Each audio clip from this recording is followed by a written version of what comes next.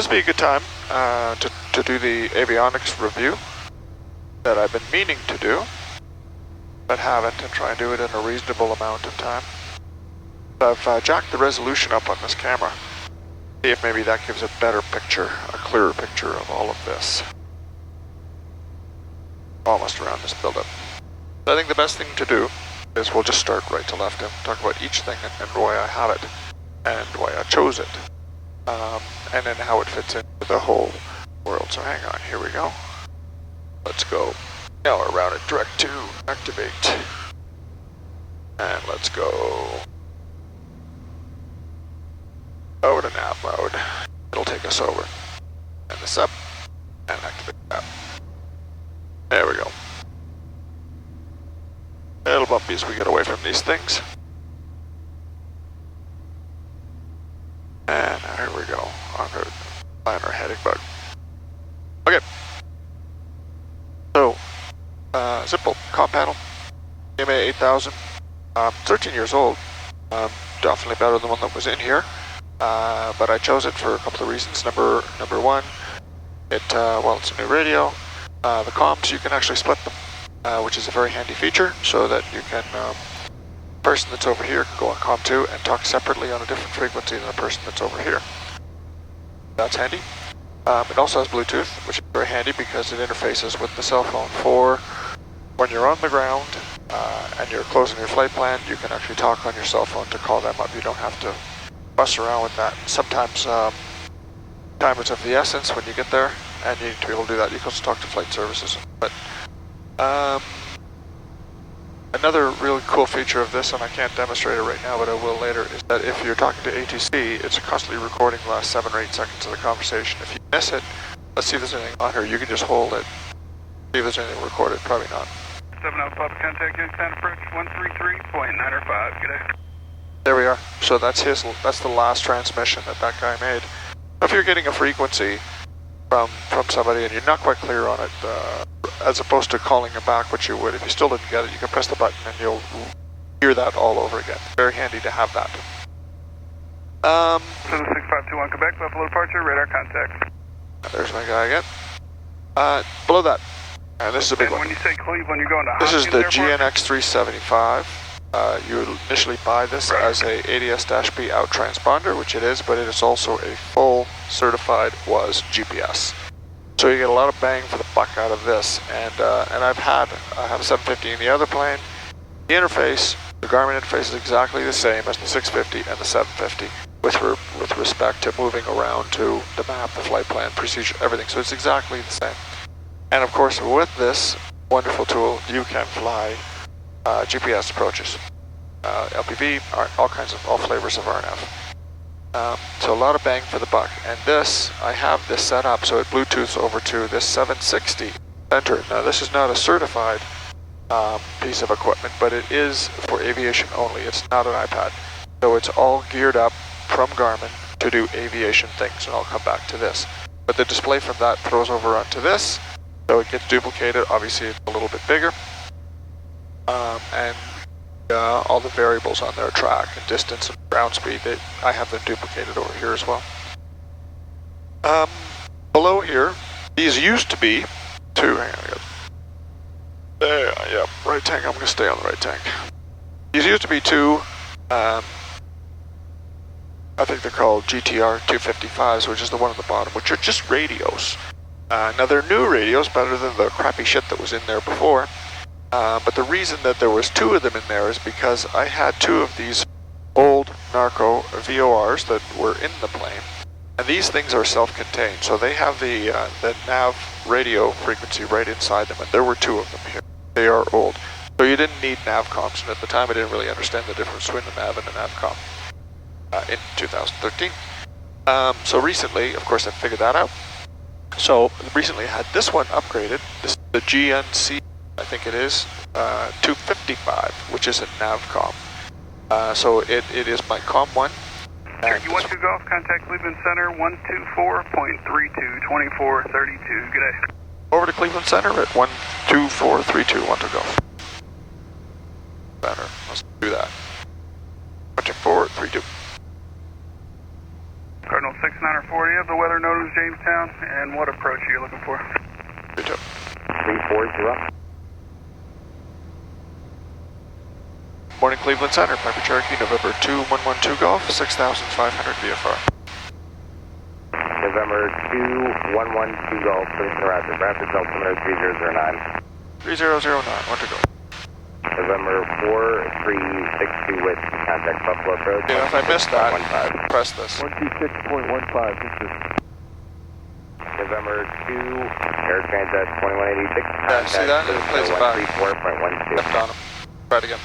November 2112 Golf, Cleveland Roger, Rapid altimeter 3412. Awesome. Love that. Anyhow, back to this. So the reason that I changed this out and put a proper NAVCOM in there is when I was in the process of my IFR certification, this guy here, the Soul VOR, which is also an ILS localizer, the ILS localizer piece of it failed. And also it's independent, it doesn't fit into the autopilot, so I had no ILS. So I had to change this out and put in this proper NAVCOM, and this NAVCOM now feeds over its nav information to the G5s, which we'll talk about in a second. As this, of course, is independent. Sender, as I mentioned, we have the 760, which I love to have in there as a portable because it's big and I can see it. Lots of great data. It's actually a flight bag, so I use this for more flight-oriented stuff rather than messing around with iPads, which I don't like. But if you go back, it does a lot of great things. This is a really good one. The nearest feature. So if you choose nearest airports, for instance, because there's a whole bunch of things you can choose. Nearest VORs, NDVs, airspace, ARTCC, anything you want. Airports. Tells you where the nearest airports are, tells you the runway that they have, what they're called, where they are, how far to them, and the frequency to them. So you have a plethora of options there. And if you were to choose this, it would show you exactly where it is on the map. Right. This is a very wonderful feature, and especially when it comes to VORs. If you fly in places that like to have VORs and you're, where are you? Of course you could go and do this and do old school, but I can say, hey, I am 11.9 miles of the Jamestown VOR on the 168 radio. Fast answer, because it tells you which radio you are and how many DME you are from the station. And there's all the frequencies of the VORs if you're looking for them and you want to tune one in for some reason. So this is a great feature, and you do weight and balance on this, you do all kinds of fantastic things, but mainly it's for information.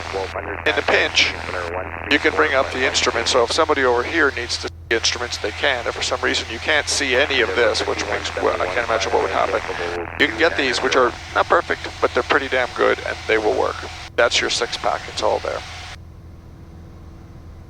Then we move across. This, of course, this VOR, this was always in here. This is a Narco 121, something or other. It's junk.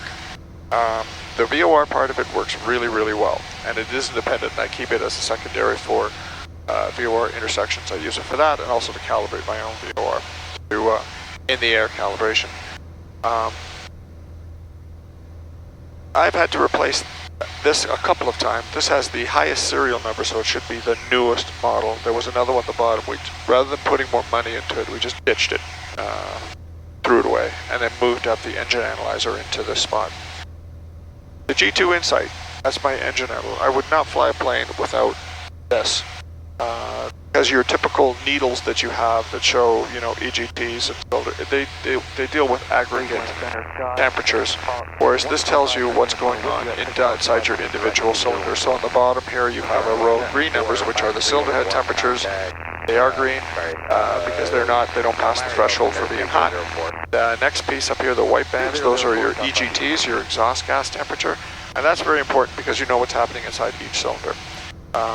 Some time back, I had a fouling problem. When I was flipped over to my mags, the engine would start to run rough, and you would just know that something is wrong in there somewhere. I mean, there's a procedure to do that burn off, but with this, I could see that it was actually cylinder 1, and it became consistently cylinder 1, and it would manifest itself on the run-up, and it on the right mags, it wouldn't go away. So it was a problem with one of the plugs. So because when you went back to both, it just disappeared. You wouldn't see it. But you would never know that when you move over to one, you actually have one cylinder that's not right. So, need to know exactly what's going on. It also shows you here my carb temperature because it's carbureted, and if I put my carb heat on, there goes the temperature, it rocks up. Check, see that? And back down it goes. does have voltage into it. I have that somewhere else. And my gallons per hour. So this is telling me what I'm consuming right this second. It's fed right off the transducer. You can go over to another page in here, and it'll show you what your endurance is, how many gallons you have left, and what you're using at the moment and what you have used. But this is measuring all of your fuel, no matter where it comes from. To have it. Down here I have an electrical gauge for volts and output, which is my charging. It's measuring what's happening with my alternator. My alternator turn off from here, but also if this fails, you'll get a warning light up here. But I can see that my charging is digitally. What's next? Standard 6-pack. I left them in here because I like them. There's no point in taking them out. Altimeter, PSI, turn, my rate of turn, and my airspeed. But in the center, I had both changed out both my HSI and my AI for Garmin G5s. The first one to go in was the bottom G5, and he needs to be in here because this 375 is throwing navigation information over, and it comes over to this HSI here. And this HSI is pretty smart. So vacuum system gone, because they use the laser system in the front for that. So that's one less thing that I don't need. And in here it also works with outside air temperature probe, which is over there.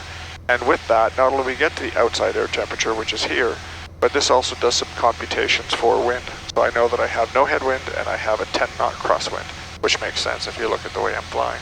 Very handy.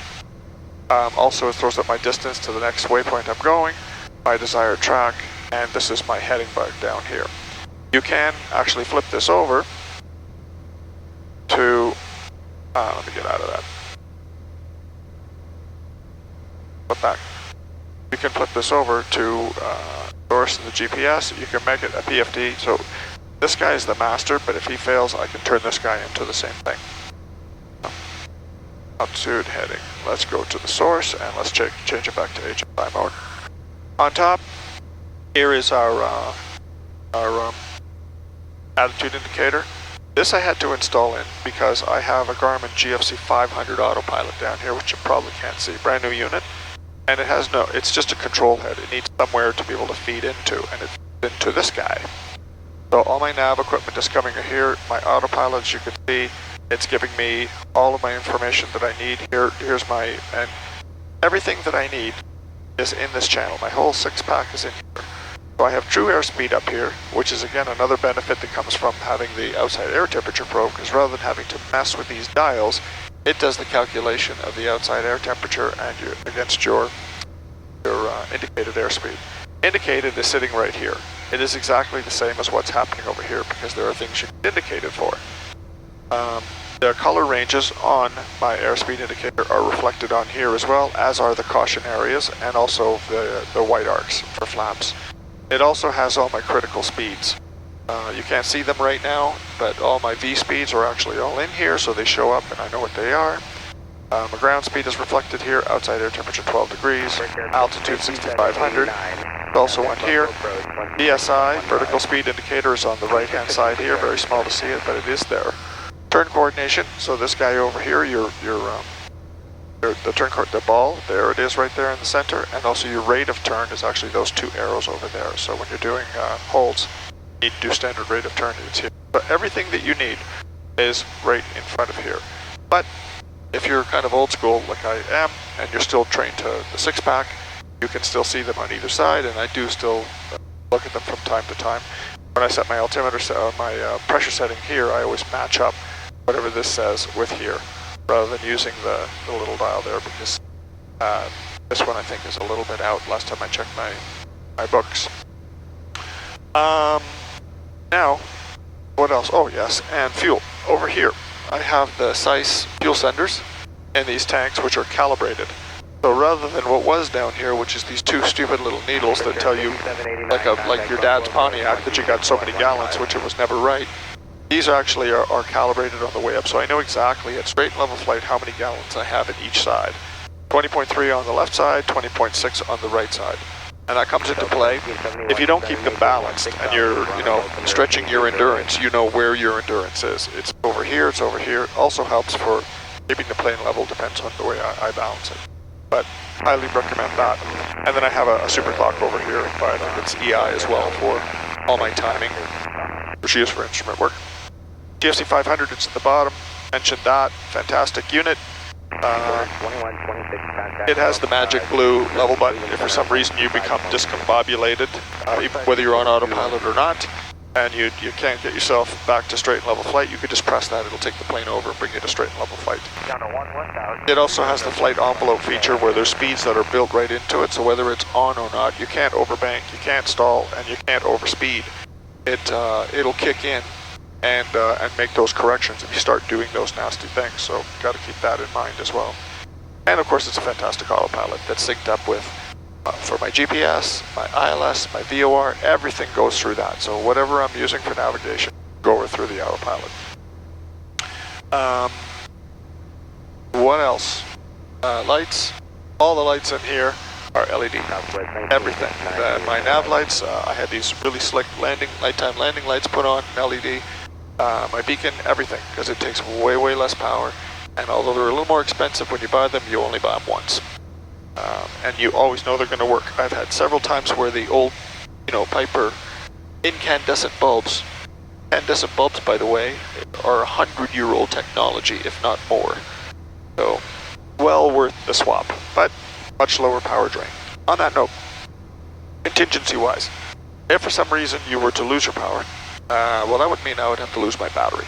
Or there would be some reason for me to want to shut that off. Now the main battery is brand new, so you got about half an hour life on it, but if for some reason you lose it, like we had a problem a little while ago, you're going to lose this, you're going to lose your radios on this side because they're on it, and I'm going to lose my comm panel. But what will I have left? I'll have this 760. It has an 8-hour battery, really. You can fly just pretty well for that. In an emergency situation, you got your nearest, you got everything you need. I'll lose my engine analyzer, my steam gauges will still function.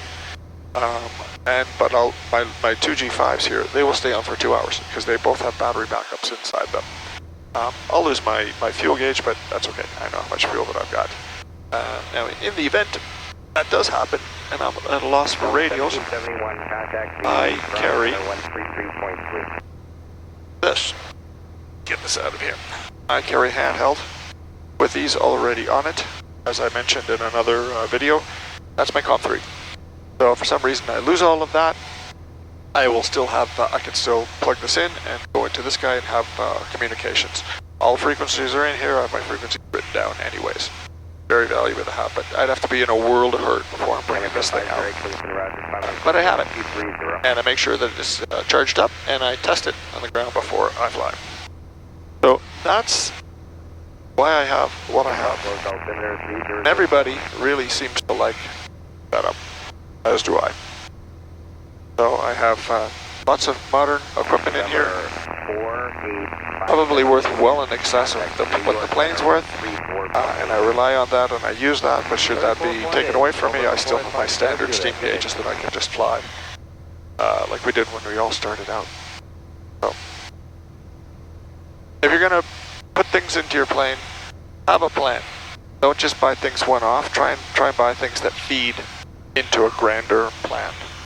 I can't think of anything else I'd really want to put in here. This one's pretty much done. But if you have to put them in piece by piece, which most people do, try and have some kind of an end vision before you just dive into it.